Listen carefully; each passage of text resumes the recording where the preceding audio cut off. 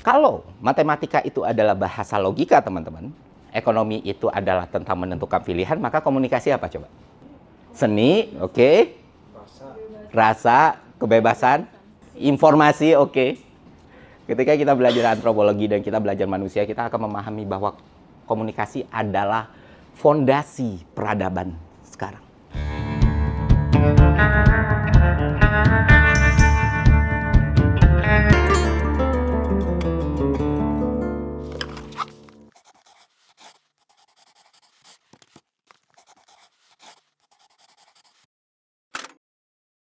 Komunikasilah yang menciptakan apa yang disebut realitas. Kita tahu itu kertas, bahwa kertas itu adalah uang. Itu hasil dari komunikasi dan kesepakatan bersama tentang nilainya, maka jadilah itu uang. Tanpa komunikasi itu tetaplah kertas. Paham kan? Negara itu kan imajinari kolektif kita semua ya. Nggak ada bentuk aslinya tuh. Dengan simbol, bendera, bahasa, dan segala macam kita paham. Nah, itulah produk komunikasi. Ketika gue baca semua buku komunikasi tadi, gue sampai kepada satu kesimpulan lagi nih teman-teman. Komunikasi itu realitas gitu. Bukan cuma soal menyampaikan pesan. Tapi soal siapa yang menentukan realitas.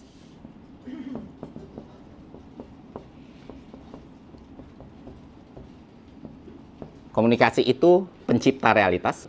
Politik itu panggung realitas. Internet atau digital itu penguji realitas. Kita balik lagi konsensual manusia gitu. Manusia itu punya hak asasi untuk bicara dan tidak berbicara. Ya kan? Ya nggak teman-teman? Jadi kayak saya sering diprotes. Baru kemarin, baru pagi ini saya diprotes, Mas. Kenapa diam soal ijazah palsu gitu. Kedepannya mau gimana Pak Jokowi kalah di pengadilan itu nggak mungkin. Orang UGM-nya bilang itu asli. Dalam posisi ini adalah menjelaskan sebagai sebuah lembaga yang memiliki dokumen ini mahasiswa kami dulu atau tidak dan lulus atau tidak. Itu sudah kami jelaskan dan Joko Widodo itu lulus pada November ya. 5 November 1985.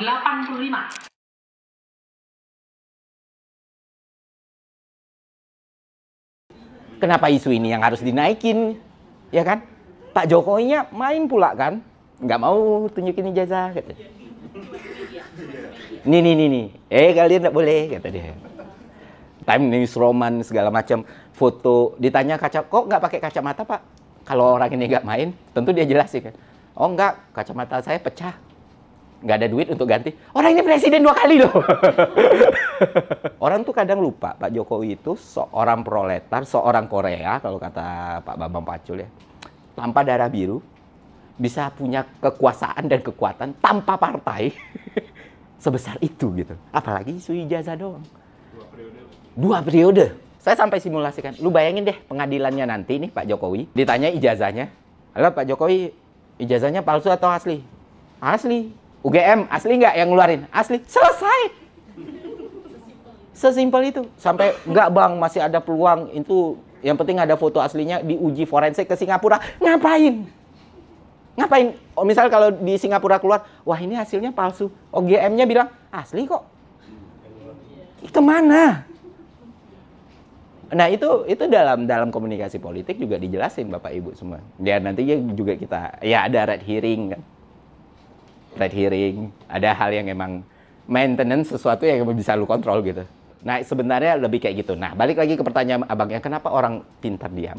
Karena problem yang ada di dalam komunikasi masa kita sekarang itu beyond dari kecerdasan yang ada sekarang. Pada akhirnya karena mereka merasa beyond, semakin kita terisi, semakin kita tahu problematika yang ada di dalam diri kita dan dalam struktur ini. Kita harus bisa mengartikulasikan itu dengan baik, mengkomunikasikan itu dengan baik, dan kita harus punya orang-orang yang emang bersedia untuk fight with it. Nah itulah problemnya. Dan akhirnya jadi lingkaran setan kan, yang ngomong yang pintar makin diam, yang berisik makin ribut, dan akhirnya kita buat konten di TikTok. Ya itulah hasilnya. Pada komentarnya pada wah mind blowing sekali. Lagi ngomong apa-apa, mandi dulu bang katanya. Gua nggak percaya sama lu gitu loh. Tampang lu orang susah katanya. Kita sih biasa, nggak apa-apa, santai aja. Emang aku jelek banget gitu. itu yang terjadi, dan itu yang salah satu hambatan. Itulah kenapa, dan memang harus di encourage semakin banyak. Makanya itu yang udah tak bilang, kita hidupkan ruang publik, kita hidupkan diskursus kritik, mau sekeras-kerasnya it's okay, nggak masalah, respon nggak masalah, yang penting lu nggak buat kriminal aja, taati kaedahnya, jangan ambil hak orang lain, that's it. Nah, sekarang kita masuk ke bagian otak, teman-teman. Dan balik lagi, Thinking Fast, Thinking Slow itu buku yang wajib kalian beli kalau kalian punya uang. Nah, kayak gimana gambar otaknya? Nah, kalau nggak salah kayak gini, sat, limbik, otak belakang, batang. Udah bentuk otak atau paus ini?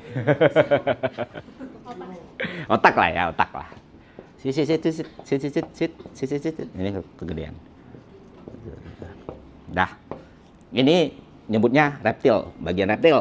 Ini prefrontal, bagian otak paling baru. Nah, biasanya informasi itu masuknya dari limbik nih. Limbik ini soal simpati, emosi, memori. Powerful, sangat powerful. Ini yang menentukan nasib politisi itu selanjutnya. Nanti kita jelasin. Nah, ini bagian reptil, itu insting, survive. Ini bagian otak paling tua. Itulah kenapa kalian sering dengarkan, antek asing, kita akan hancur, negara akan bangkrut. Supaya apa? Supaya ini aktif. Nah, ini yang terakhir, yang tadi masuk ke sistem 2. Logik, visi, rasional. Lambat. Karena dia nggak akan bisa aktif kalau ya itu tadi, ini udah ngerasa puas atau ini nggak cukup tenang, nggak akan aktif ini. Makanya harus semuanya dimulai dari sini. Bukan, ini nggak ada yang negatif positif ya. Tapi inilah kerja otaknya kita. Pak Prabowo menang apakah karena joget, apa gemoy? No. Salah satu moment of truth Pak Prabowo menang dan mengunci kemenangan adalah debat. Pendukung Mas Anies, pendukung Pak Ganjar itu senang di Twitter ngelihat, wah savage, argumen yang kuat dan segala macam. Pak Prabowo menang karena ekspresi. Orang tua gitu kan. Kok gini ya gitu. Nah itu momen kemenangan. Kenapa? Karena ini tadi, orang nggak peduli nih. Seberapa banyak yang melihat dari sisi ini. Salah? Tidak. Itulah politik, itulah komunikasi. Kalau terus-terusan maksa orang untuk naik level di sini, maka pendidikan kita harus diperbaiki. SDM kita harus diperbaiki. Itulah kenapa Malaka ada. Karena kalau keadaannya sekarang, ya mati saya.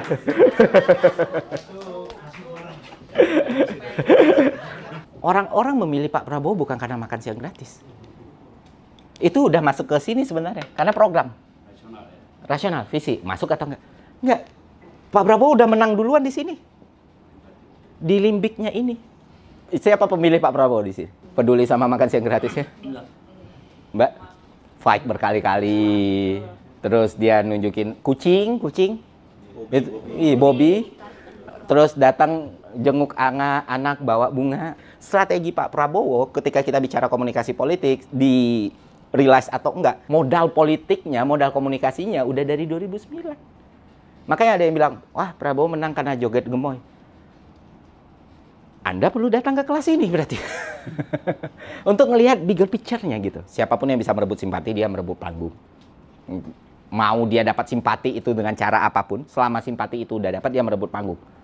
Mau itu dipakai dengan cara ngasih makan kucing, nemuin anak, atau jalan, atau joget. Tapi yang kunci kemenangannya itu di simpati, bukan di jogetnya. Disebut aja angkanya berapa gitu loh. Kayak saya gitu loh. Jangan di bawah 5, sebut aja berapa. 11 Mas, dari 100. Oke. Ini sedikit ngajari kendel Mas Anies, biar berani. Karena kalau kunci kemenangannya di joget, ya Pak Anies joget juga dong. Pak Ganjar joget juga dong. Ya karena dia nggak mau. Enggak, kalau dia tahu dia menang, dia pasti joget gitu. Dua-duanya.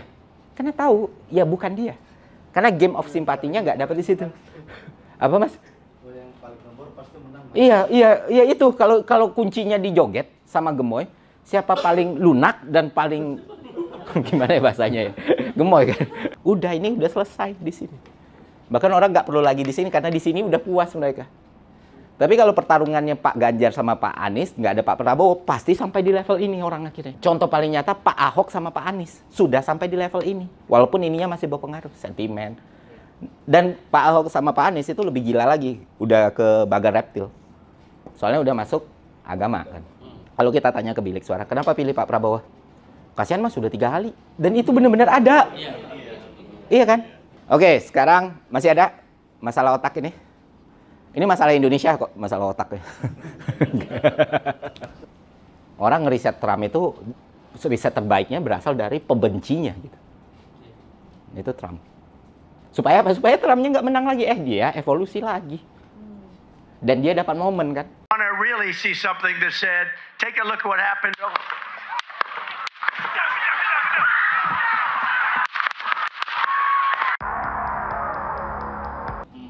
Sap. Dah selesai itu pemilu. Limbik. Anak wah, I take a bullet for democracy. Oh. Mati kau.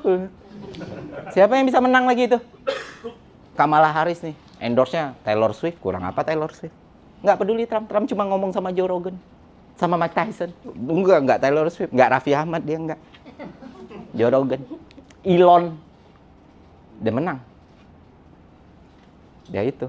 Kamala Harris udah langsung endorse artis besar, keluar case-nya PDD, selesai. Gue langsung ke poinnya aja. Pertama TikTok. TikTok itu yang paling pertama, dia ada 1 fase nih. TikTok 3 fase. Ini viral, akhirnya viral. Ini testing kedua, ini testing pertama. Mau follower lu 10 sekalipun, lu masih punya kemungkinan untuk dapetin view sampai puluhan juta. Kalau 3 step ini lewat. Pertama, ketika kita bikin konten, TikTok secara random itu bakal menguji ke 300 sampai 500 orang non-follower untuk nonton itu. Ya kan? Nah, ketika itu lewat, dia bakal menguji retensinya. Berapa banyak yang menyelesaikan itu? Menyelesaikan video itu. Nah, ketika retensi udah selesai, berapa yang komen, terus like, bahkan share. Nah, setelah ini semua, oh, ini terpenuhi nih, oh bagus ya nonton, retensinya bagus, CTR-nya bagus, like-nya bagus, dia masuk ke kedua. Masuk kedua ini pengujian kedua, yang tadinya 300-500 ini jadi 6.000 sampai 20.000 orang. Nah kalau ternyata profilingnya masih bagus nih, akhirnya viral. Dan itulah yang bikin orang sekalinya di TikTok itu 1 juta, itu bakal compounding sampai 9 sampai 10 juta. Method and simple, bagus. Makanya hook-nya di TikTok selalu penting. Hook terbaik, nggak usah pakai teori macam-macam. Itu selalu why. Mengapa Prabowo menang? Dibanding, inilah penyebab Prabowo menang. Lu bisa ngomongin why tanpa ngomongin solusi sampai akhir video dan orang nonton. Ya kenapa ya? Padahal kita nggak mau tahu. Tapi kenapa ya? Oh iya juga ya. Nah selalu mulai dengan why. Ini TikTok, kita cepat aja. Terus IG. IG itu sebenarnya untuk viralitas, untuk penyebaran, itu nggak se-powerful TikTok. Nggak secepat TikTok, nggak se-brand road TikTok. Tapi itu untuk branding. Branding, behind the scene.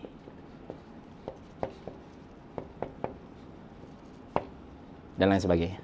Kebutuhannya itu kebutuhan directory, kebutuhan persona, kebutuhan bagaimana kita mau terlihat, bagaimana orang udah kenal kita dan pengen tahu lebih dalam, maka mereka akan ke IG kita.